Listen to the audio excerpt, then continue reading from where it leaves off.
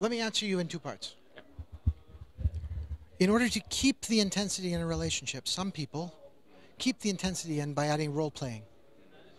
Sometimes through bondage and discipline, sometimes through humiliation exercises, sometimes by pretending they don't know each other and picking each other up at random locations. Some people keep the intensity in through S&M or B&D because that's all about intensity. That's the entire reason for it. Keep the intensity high. Some people keep the intensity high by lying to one another because the angst and anxiety at least keeps the intensity high.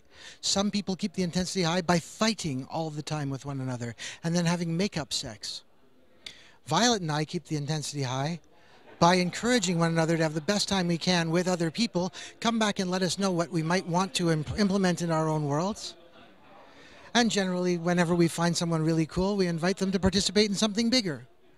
Okay? Is there a way to return intimacy to a level that, can you maintain a high level of intimacy and almost no intensity for very long? No. But you can bring some intensity back by experimenting with other options.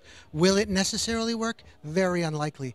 By the time you and your partner have become like brother and sister, okay, you know each other so well, it's as though you were raised together.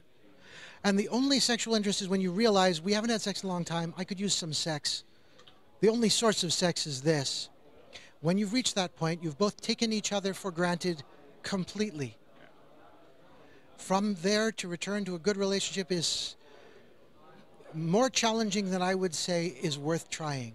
A better answer is to open up the relationship so that both people understand we love each other, we've become as family, we care about one another, and we want the other to be happy, so we'll encourage them to do whatever it takes and help them to do whatever it takes until such time as we start to feel aroused and interested by them.